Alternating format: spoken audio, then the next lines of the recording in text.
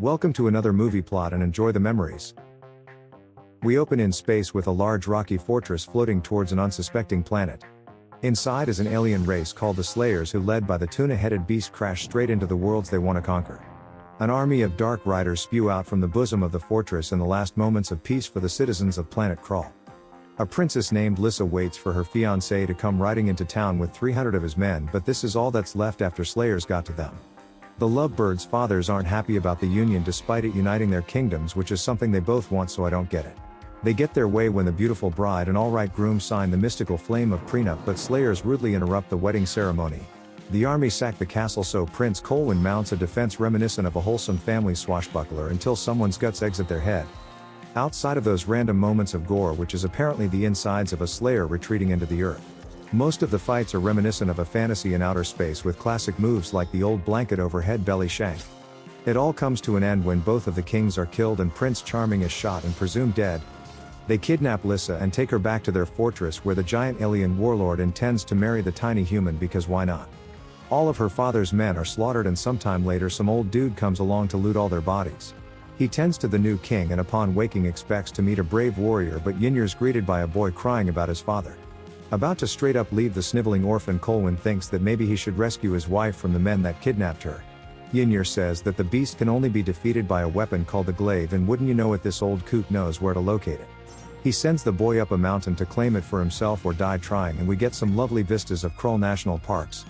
Climbing in through the side of a volcano, Colwyn reaches into a stream of lava and pulls out a soot-covered throwing star with retractable blades. It's cool and all, but upon returning to Ynyr, the old man tells him not to use it until the time's right, which isn't until the end of the movie. He says that it'll be hard to locate the fortress as it changes location, but believes that someone called the Emerald Seer can help them. During their journey to the blind psychic, an amateur sorcerer comes flying past like a meteorite and crashes into a pool of water. Introducing himself as Ergo the Magnificent, the soggy assailant tries to transform Colwyn into a goose, but the spell backfires. He recites the reversal spell, then gets invited to join the journey but leaves the other way a little embarrassed. It's only when Ergo comes across a large Cyclops does he decide to join our little fellowship for his own protection. Soon they encounter a small group of outlaws with a few notable faces, but when they try to rob the king, Ergo turns them into pigs. Or at least he would if it didn't always backfire, and we meet Torquil's escaped prisoners who wear shackles because they don't have a key. Fortunately, the king carries it around with him, so Colwyn offers to release and recruit this small army to help rescue the princess. Since a paycheck's a paycheck, Kegan agrees, but Rhun remains concerned that they won't see a penny if they all die anyway. They all keep their shackles on until the end of the mission for some silly symbolic reason, and the Cyclops Rell saves Ergo from a Slayer that we never even see. He then slinks away when the rest of the group arrive, and the sorcerer wakes up having simply fainted from all the excitement. Ynyr explains that Rell gave up his other eyeball to see the future but can only see his own death, which doesn't seem like a very good deal. To enter the home of the Emerald Seer, they must pass through the butt crack of a glowy stone, so understandably most wait outside. The old man rubs a prediction out of his gemstone to find the location of the fortress, while Ergo tells the apprentice Titch that his name sucks. They're unable to continue when the beast reaches through the veil and crushes the gemstone, so they must travel to a wizard's tower and try again. During their conversation, Torquil steals a bunch of emeralds to pay the men, but they just turn into gravel the moment he leaves the seer's cave. The group travels through a swamp towards the tower when the party are suddenly attacked by some moist assassins. They're all defeated after a brief skirmish in which the party cut down all of the Slayers with the help of the Cyclops, who saves Ergo's life yet again. Not sure why he didn't just join the group earlier instead of lurking this whole time, but now we have a one-eyed giant on the team. He carries around Titch on his shoulders while they venture deeper into the swamp, where the ground begins to turn into mush at their feet. We only lose one soldier to the bog, but the beast has sent a changeling to kill the seer and take his place within the group. The intruder leads the king away from the rest of the party, but luckily Rell discovers the body of the real seer improperly disposed of.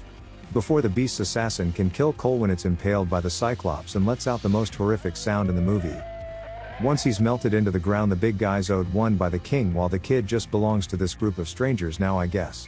With no directions to the Black Fortress, the party wander around until eventually Ergo turns himself into a puppy. They manage to find their way out of the swamp, then must rob some nearby village for its entire supply of horses. They set up camp in the forest while Ynyr leaves the group to go seek counseling from someone called the Widow of the Web. Ergo manages to lose the tail, and since the boys can't cook, Kegan manages to dig up some random woman to feed them. Another stranger provides Colwyn with food, but we really should have somebody checking this king's food for poison. Fortunately, this changeling has only been sent here to seduce her target as part of the beast's plan to win over the queen. In the Black Fortress, Lyssa wanders around the labyrinth of corridors searching for a way out while being watched by slayers. Some of these chambers have incredible set design, while Lyssa eventually makes her way to a room where the beast himself lives.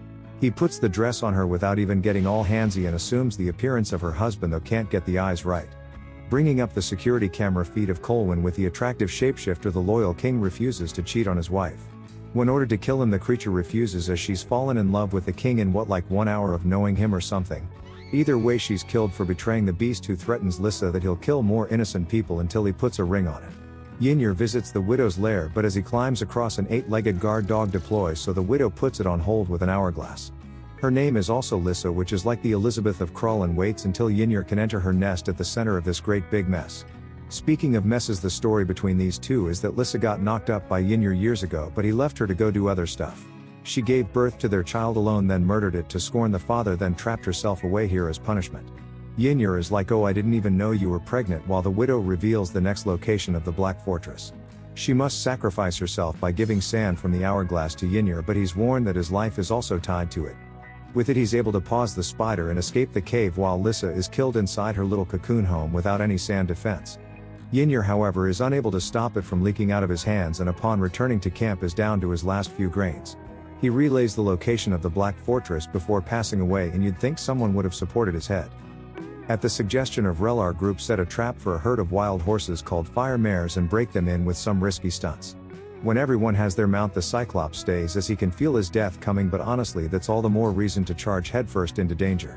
We ditch the vision-impaired giant and ride to a place called the Iron Desert so fast that the horses' hooves catch on fire. They can also fly, so I refuse to believe that none of these locals knew about these creatures except for Rell. Nevertheless, they arrive in time to catch the fortress before it departs and lose the horses to climb it, as they must have run out of flying juice. While scaling the rocky exterior, several slayers emerge from hatches, and we have a shootout in which Rhun is shot dead. With his last breath, he says that it was all worth it for whatever reason, while the rest get pinned down by the enemy. When it seems like all hope is lost, Rell arrives on the back of a horse and saves the day by taking all the energy bullet things. He kills a slayer and holds open a closing hatch for the party to make it inside before the fortress can teleport away. In a gnarly way to go out on your shield, the Cyclops says, "This is my time," and just lets the stone doors crush him. The group make their way through the fortress, killing guards and losing a few men, including Kegan, when he gives his life to save the king. Soon this weird-looking room begins doing weird-looking things, causing Ergo and Titch to get separated from the rest of the party. Transforming himself into something useful this time, the sorcerer becomes a tiger which can strangely deflect bullets. He rips the faces off any slayers, while the rest reach the beast's chamber, where Colwyn uses the glaive to cut a doorway. While doing that, the others fall into a trap where spikes emerge from the walls, killing all but Torquil and the young Oswyn. Colwyn is finally reunited with Lyssa and uses the glaive to destroy the rest of the room, as this thing has a mind of its own. Finding his bedroom trash, the beast begins spitting fireballs, so Colwyn tosses the glaive, which is way too overpowered. Even the giant fish head looks at it confused as it whizzes around the room, then plunges straight into the beast's chest. Seemingly killing it, Colwyn lacks the force powers to pull the glaive to him, so he must use his hands like a regular peasant. Beastie is still alive, so our hero does the only correct thing in this moment and runs like hell. Cornered by the monster in another chamber, Lyssa gives Colwyn the flame from their wedding, which is apparently a weapon. Not only that, but it destroys the beast rather easily, and they just leave the useless glaive inside the alien's charred up remains. With the beast dead, the trap releases our boys, who rejoin Titch and Ergo, who's badly injured from smacking off all those heads. Colwyn uses his new superpower to blast a hole out of the side of the fortress, allowing them to escape, and I half expected him to fly. They flee to a grass field in a new location, and this time, instead of teleporting, the fortress begins to crumble. It floats off into space, and the king's new Lord Marshal is finally willing to remove his shackles, but we don't actually get to see it happen. And the movie ends.